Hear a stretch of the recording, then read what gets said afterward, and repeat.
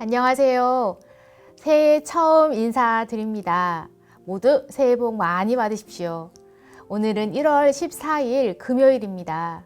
하나님의 말씀이 오늘도 우리를 살리는 힘이 되실 것입니다. 오늘 함께 묵상하실 말씀은 창세기 14장 22절부터 24절입니다. 함께 읽어보도록 하겠습니다. 아브람이 소돔 왕에게 이르되 천지의 주제이시요 지극히 높으신 하나님 여호와께 내가 손을 들어 맹세하노니 내 말이 내가 아브람으로 치부하게 하였다 할까 하여 내게 속한 것은 실 한 오락이나 들매끈 한 가닥도 내가 가지지 아니하리라. 오직 젊은이들이 먹은 것과 나와 동행한 아넬과 에스골과 마므레의 분깃을 제할지니 그들이 그 분깃을 가질 것이니라. 아멘. 14장은 당시 가나안 지역의 여러 나라들의 이야기로 시작됩니다.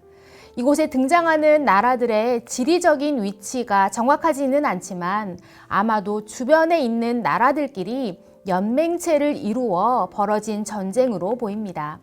우선 엘람 왕 그돌라오메를 중심으로 한 4개의 동맹국과 소돔과 고모라를 중심으로 한 5개의 동맹국 간의 전쟁이 벌어졌습니다.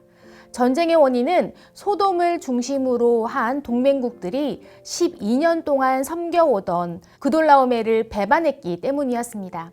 그러자 그돌라오멜은 힘을 모아 소돔과 함께 했던 동맹국들을 공격했고 결국 소돔의 참패로 끝나게 되었습니다.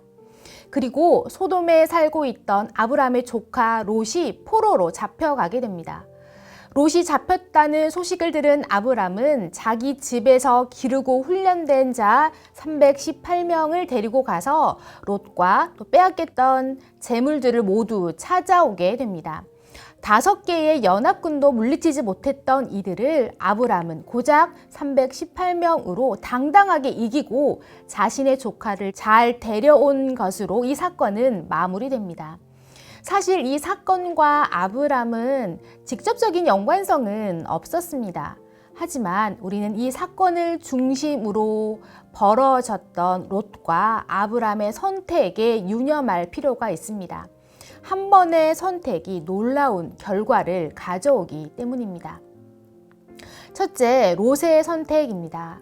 롯은 자기 눈에 보기 좋은 땅을 골라 정착했습니다. 그곳은 물이 넉넉하고 풍요로웠습니다.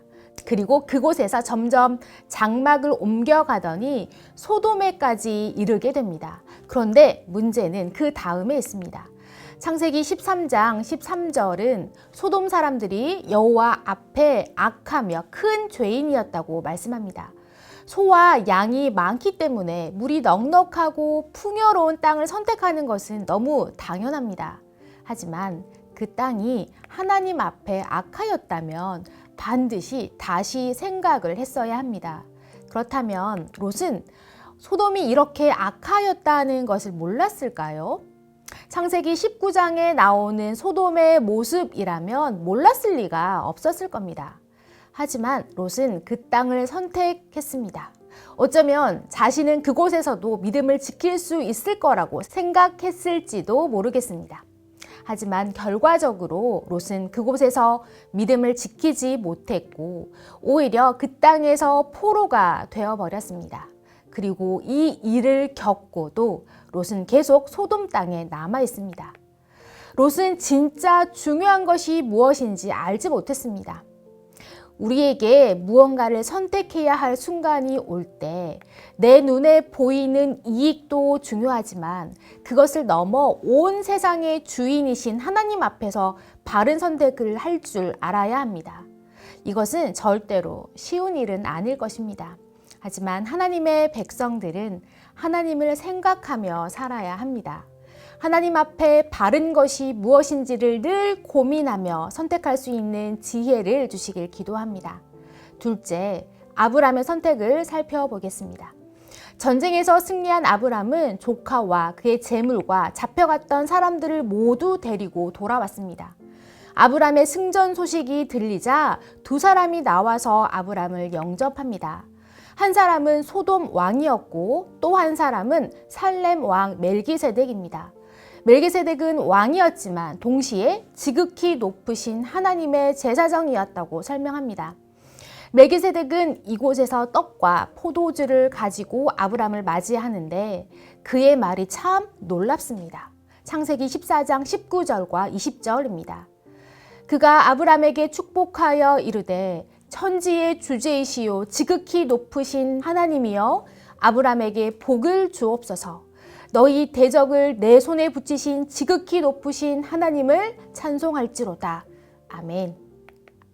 가나안 땅, 아직 아브람의 가족 외에 하나님을 섬기는 자가 없었던 그 땅에서 하나님의 제사장으로 살고 있는 사람이 등장하여 하는 말이 아브람의 승리가 사실은 하나님의 도우심이었다고 하나님을 찬양하고 있는 것입니다.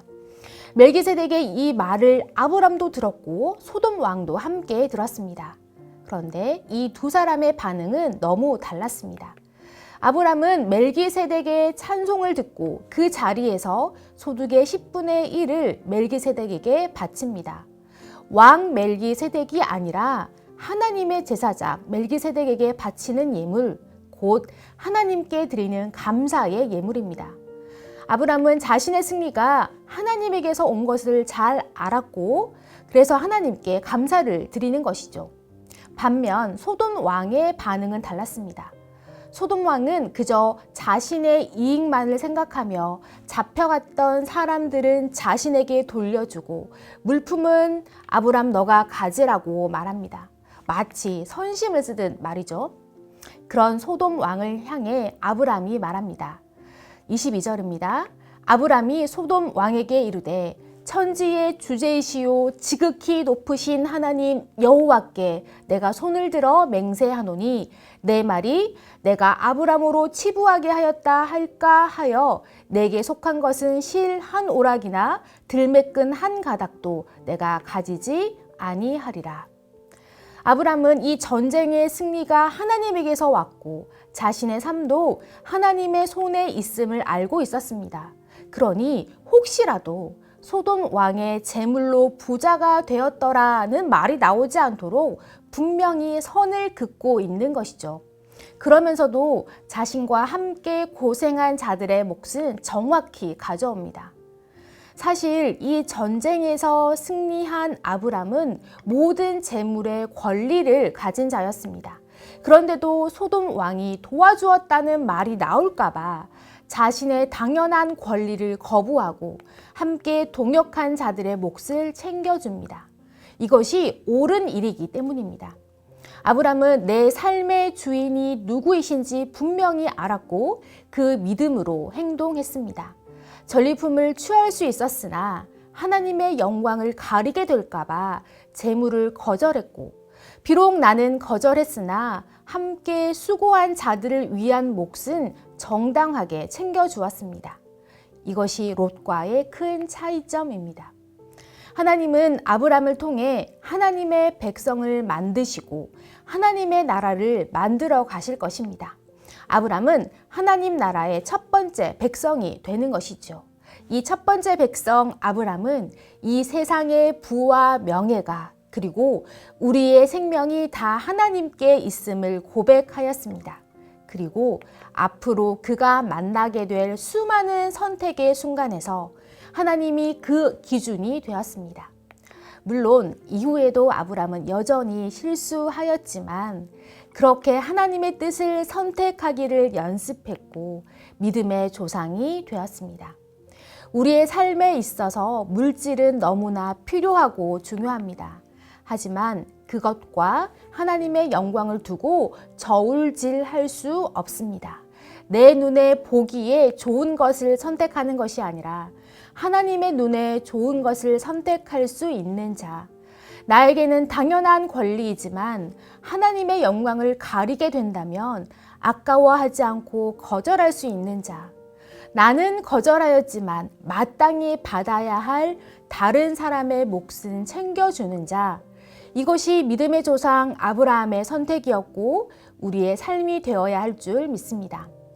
사랑하는 성도 여러분, 여러분의 선택의 기준은 무엇인가요? 어떤 상황이든지 선택의 기준은 오직 하나님 한 분이었으면 좋겠습니다. 하나님이 보시기에 좋은 방법으로 하나님의 영광을 드러내는 쪽을 선택하시면 좋겠습니다.